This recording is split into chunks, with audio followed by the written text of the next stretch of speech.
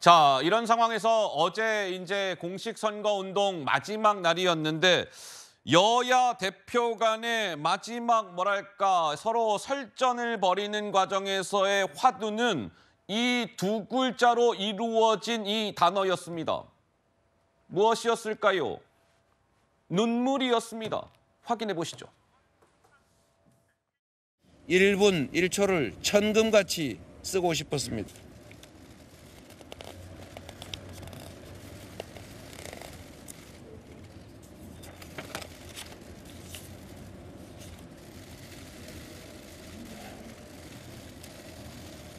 제가 다하지 못하는 제1야당 대표의 역할을 우리 국민 여러분께서 대신해 주십시오. 이재명 대표가 서초동 법원에 나와 있습니다. 자기 죄를 처단받기 위한 것인데 눈물을 흘리면서 호소했다고 합니다. 그건 반성의 눈물이 아닙니다. 범죄를 저질렀지만 자기를 살려달라는 구질구질한 눈물입니다. 그런데 우리도 눈물이 납니다. 대한민국이 정말 이렇게 무너질까봐, 우리 시민들이 고통받을까봐 눈물이 납니다. 조금 전에 최수영 평론가님이 잠깐 언급을 주셨던 그 부분인데 어제 이재명 대표가 대장동 재판에 출석하기에 앞서 한 10여 분 정도 이렇게 원고를 준비해 와서 이렇게 먼저 낭독을 하고 읽고 법정에 출석을 했습니다. 그런데 이재명 대표가 대국민 호소문을 읽어 내려가던 중에 잠시 말을 잇지 못하고 약간 이렇게 울컥하는 모습을 보였습니다. 바로 이 장면인데요. 울컥하는 모습. 자, 참 선거 하루 전인데요. 야당 대표가 이렇게 지금 법정에 나와서 재판을 받게 되고 있는 이런 현실, 답답합니다. 이런 취지의 그런 속내가 드러났던 것 아니겠습니까? 잠시 울컥하는 모습을 보인 것과 관련해서 한동훈 비대위원장은 저것을 눈물이라고 표현하면서 저것은 반성의 눈물이 아닙니다. 구질구질한 눈물입니다. 저거는 영업하는 눈물입니다.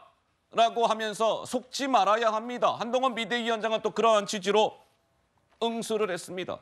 강전혜 변호사는 네. 어떻게 보셨습니까? 이재명 대표가 어제 대장동 재판을 앞두고 눈물을 흘리는 모습을 보였는데요. 사실 이재명 대표가 눈물을 흘리는 모습을 보인 것은 어제가 처음은 아닙니다. 과거의 대선 과정에서도 본인의 어떠한 과거의 발언들이라든지 행적에 대한 지적들이 있었을 때 힘들게 살아왔다라는 이야기를 하면서도 굉장히 눈물을 흘리는 모습들이 있었는데요. 이러한 것들에 대해서 우리 국민들께서는 이미 지난 대선 과정에서도 표로 심판을 해주셨다고 생각을 하고요. 결국에는 선거가 마지막으로 가면서 서로의 그 지지층을 결집시키기 위해서 마지막까지 쥐어짜는 이런 모습이 아닌가라고 생각을 합니다. 이재명 대표 입장에서도 지금 답답한 부분도 있고 선거가 바로 다음 날인데 재판에 가는 부분에 있어서 그것을 적극적으로 본인의 그 지지층에 어필을 하기 위한 어떤 저는 퍼포먼스가 아니었나라고 생각을 하는데요. 거기에 대해서는 오늘 하루 이제 6시간 정도밖에 남지 않았는데 유권자들께서 심판하시고 판단하시리라 생각을 합니다. 자, 어제 저렇게 눈물을 가지고 여야 대표 간에 서로의 생각이 다름을 확인할 수 있었는데 어제는요, 저 눈물이라는 두 글자는 같고 그 앞에 한 글자가 더 붙는데 그것을 두고도 여야 대표의 생각은 같았다? No. 달랐다. 눈물 앞에 한 글자는 피입니다. 피눈물. 이런 공방이 펼쳐졌습니다. 들어보시죠. 이재명 대표가 눈물을 보였다고 합니다. 그런데 우리도 사실 피눈물이 납니다. 대한민국이 무너질까 봐 정말 눈물이 납니다. 여러분, 피눈물 흘리는 마음으로 나서주십시오. 대한민국을 지켜주십시오. 제가 읍소를 눈물로 호소를 하고 있습니다. 그 사람들이 흘리는 눈물은 동정하면 안 됩니다. 악어 눈물에 동정을 보냈다가는 진짜 우리 피눈물 흘리는 수가 있습니다. 피눈물을 피하려면 악어의 눈물을 거부해야 됩니다. 글쎄요, 한동훈 비대위원장은 이재명 대표가 어제 법정에 출석하면서 울컥했는데요. 그것은 영업하는 눈물입니다. 구질구질한 눈물입니다. 국민들이 오히려 이재명 대표 때문에 지금 피눈물을 흘리고 있습니다. 이런 것이고 이재명 대표는 오히려 역으로 한동훈 비대위원장의 저러한 발언을 겨냥하면서 저들이 국민의힘을 뽑아달라고 지금 읍소를 하고 있는데요. 저것은 악어의 눈물입니다. 동정하면은요, 국민 여러분들 눈에서 피눈물이 납니다. 이렇게 피눈물 공방이 펼쳐졌습니다. 우리 박성민 한 말씀 듣고 갈까요? 한동훈 비대위원장께서 말씀하신 것처럼 과연 제1야당 대표 이재명 대표 때문에 국민들이 피눈물을 흘리고 계실까요? 저는 그렇게 생각하지 않습니다. 왜냐하면 지금 이 나라를 이끌어가고 있는 그 국정 운영, 특히 행정 권력의 최고의 책임자는 지금 윤석열 대통령입니다. 국민의힘에서 배출한 대통령입니다. 그리고 국민의힘은 지금 집권 여당이고요. 그렇다고 한다면 지금까지의 국정 운영의 책임은 결국에 집권 여당 그리고 정부가 지는 것입니다.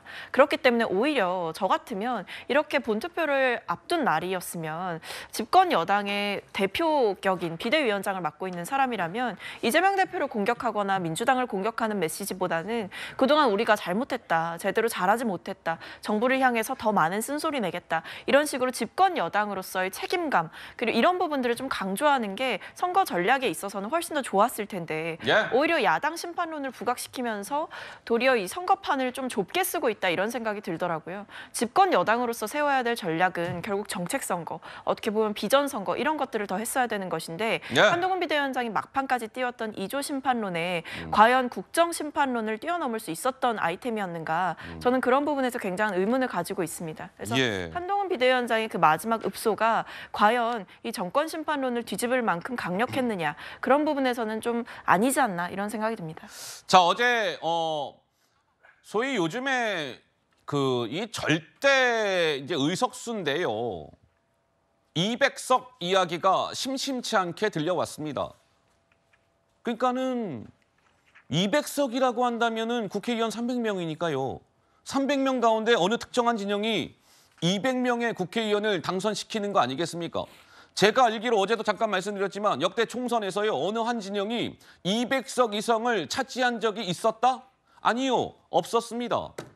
그런데 요즘 이번 이 총선에서는 심심치 않게 이 200이라는 숫자가 등장을 하고 있습니다. 어제 이재명 대표, 한동훈 비대위원장 이 200석을 두고도 이렇게 생각이 엇갈렸습니다. 들어보시죠.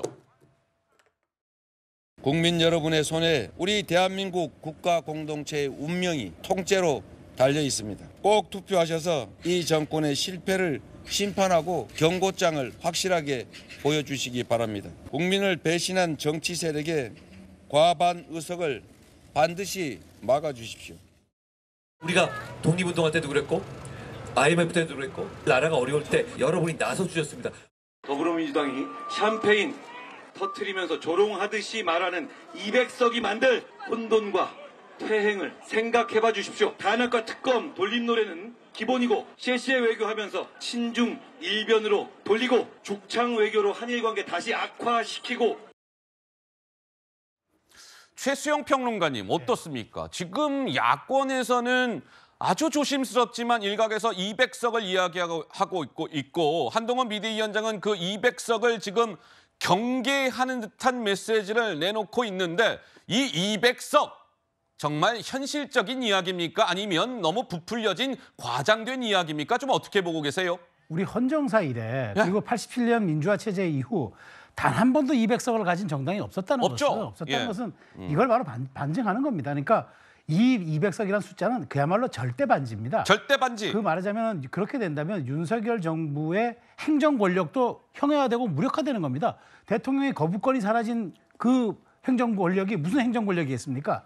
인사권과 그다음에 말하자면 예산권만 있는데 이 인사권도 민주당이 무조건 탄핵하겠다 맘먹으면 탄핵할 수 있습니다. 그렇기 때문에 사실은 뭐 그 대드덕이란 말이 맞겠죠. 200석 이상. 그래서 저는 언제나 우리 민심이 옳았다고는 말할 수 없지만 민심은 마지막에 늘 현명했습니다.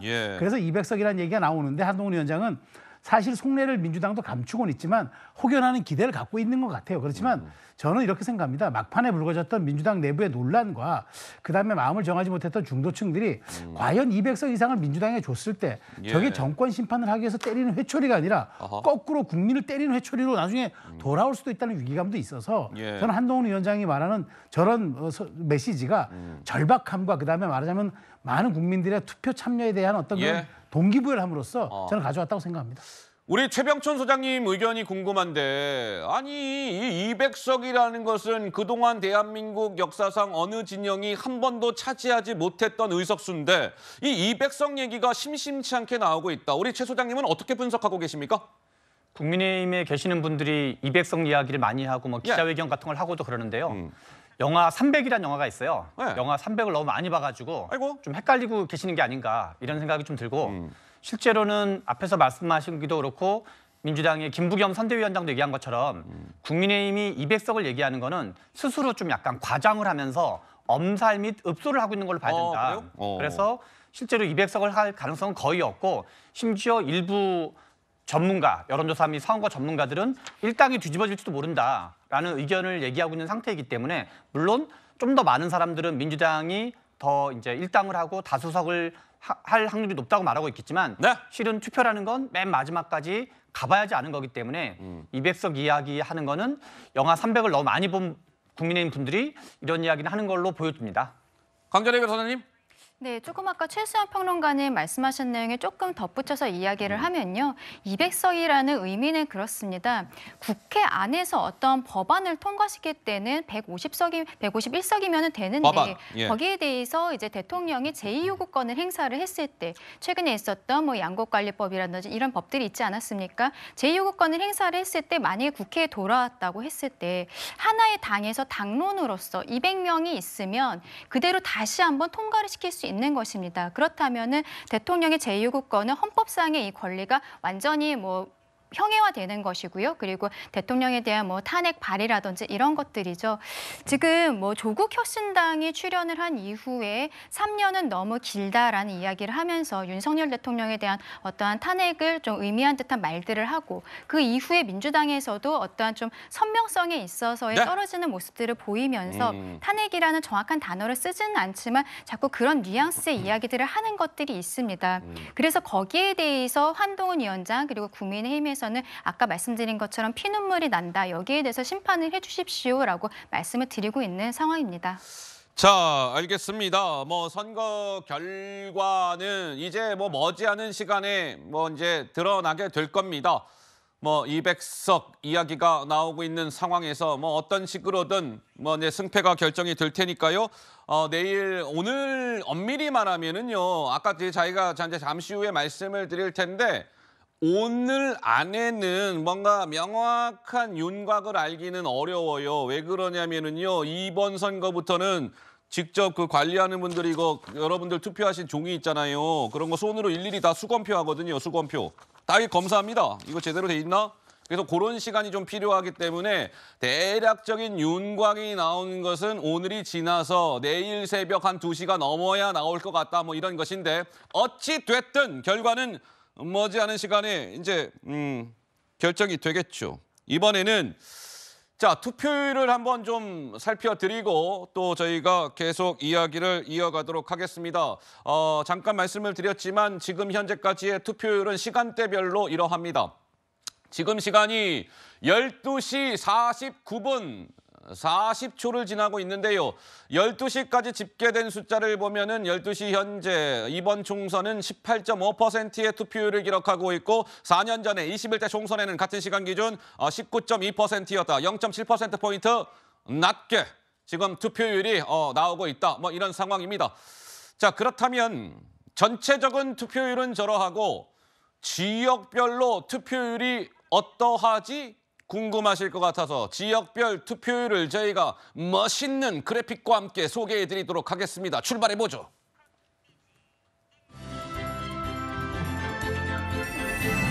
자, 먼저 서울입니다.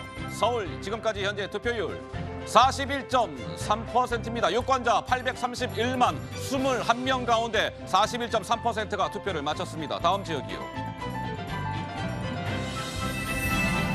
자.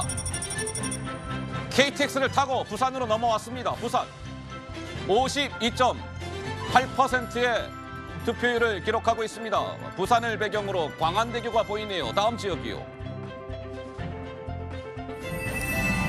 자, 이번에는 보수의 심장으로 일컬어지는 대구입니다. 대구 유권자 205만 1,656명 가운데 39.1%가 투표를 마쳤습니다. 다음 지역으로 가보죠. 인천은 42.6%의 투표율을 기록하고 있습니다. 송도의 센트럴파크가 보입니다. 다음 지역으로 이동해보죠. 자, 자, 이번에는 진보의 심장이라고 해야 될까요? 광주광역시 유권자 119만 9,920명 가운데 36.7%가 투표를 마쳤는데 광주 지역은 사전 투표율이 굉장히 높았습니다. 사전 투표율이요. 그런데 지금 본 투표율은 약간 낮은 양상을 보이고 있다. 좀 이렇게 봐야 될 것 같아요. 네, 다음 지역이요. 대전, 중원, 캐스팅 보트 뭐 이런 지역이죠. 대전은 123만 6,801명의 유권자 가운데 48.2%가 투표를 마쳤습니다. 거의 절반 가까이가 투표를 마쳤다. 이렇게 봐야 되겠습니다. 다음 지역은 어디일까요? 울산. 자동차들이 많이 보이네요. 자, 울산 현재 울산은 지금 투표율이 상대적으로 높은 듯하죠. 50%가 넘었습니다. 52.4%입니다. 세종은 세종 투표율이 상대적으로 낮네요. 그렇죠? 예, 16.8%입니다. 다음 지역이요.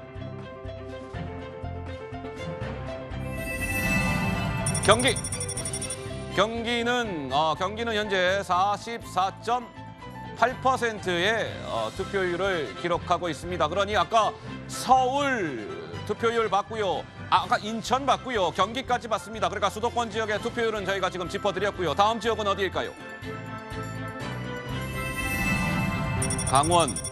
강원은 강원도 유권자 133만 1,959명 가운데 5자가 3개입니다. 55.5%가 투표를 마쳤는데 지금 이 보고 계시는 숫자는 사전 투표율이 같이 합쳐진 거죠? 네, 합쳐진 숫자입니다. 그러니까 지금의 본투표와 지난주 금토 사전 투표를 한 것까지 지금 합산이 돼서 나오고 있는 숫자라는 거 감안해서 봐주시면 좋을 것 같습니다. 다음 어디입니까?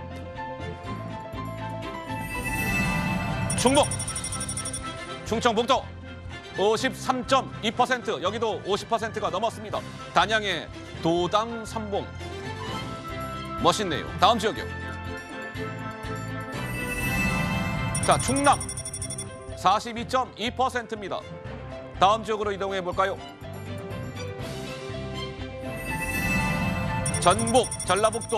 전라북도는 투표율이 상대적으로 높은 듯합니다. 57.1%입니다. 다음 지역이요. 전라남도 53.8, 여수의 돌산대교가 보입니다. 예, 다음 지역으로 가보죠. 안동의 하회마을이 보여지는 거 보니까 경상북도네요. 50%를 넘겼습니다. 다음 지역이요. 경남인 듯합니다. 통영이 나오는 거 보니까요. 경남 50.1, 50%를 갓 넘겼습니다. 투표율. 다음 지역이요. 성산일출봉 제주네요. 제주 여기는 뭐 그냥 딱 숫자가 그냥 딱 떨어집니다. 50%. 제주의 유권자 56만 6,611명 가운데 딱 절반이 투표를 마쳤습니다. 전국 피날레 전국 현재까지 51.1%. 이것은 지금 진행되고 있는 본투표와 지난주 금토에 진행이 됐던 사전투표까지 합쳐진 숫자 51.1%의 투표율을 기록하고 있습니다. 자, 51.1% 현재까지 투표율은 그러하고요. 저희가 방송을 한 2시까지 진행을 할 거니까 또 한 번 저희가 투표율이 조금 더 이제 업데이트가 되고 1시 이후에 업데이트가 되면 추가적으로 전해드리도록 하겠습니다. 지역별로 지금 투표율이 뭐 서울은 이러하고 경기는 이러하고 뭐 충청도는 이러하고 뭐 영남 지역은 이러하고 전라도 지역은 이러하고 한번 좀 살펴드렸습니다. 자, 이번에는 전직 대통령들도 오늘 오전에 본투표를 마쳤다고 해서요. 그 영상이 도착했다고 해서 잠깐 보여드리도록 하겠습니다. 이명박 전 대통령 오늘 오전에 투표를 했습니다. 사전 투표를 하지 않고 오늘 오전 이명박 전 대통령 내외가 본투표를 하고 있는 모습입니다. 그리고 또 오늘 투표에 나선 전직 대통령이 또 있습니다. 박근혜 전 대통령도 오늘 본투표를 했습니다. 본투표. 예, 박근혜 전 대통령도 오늘 본투표에 나섰다. 뭐 이런 말씀까지 드렸습니다. 자, 그렇다면 나의 선택 2024 총선 지금 본투표가 진행이 되고 있습니다. 본투표가 진행이 된 지가 지금이 12시 56분 35초가 됐으니까 거의 이제 7시간이 됐습니다.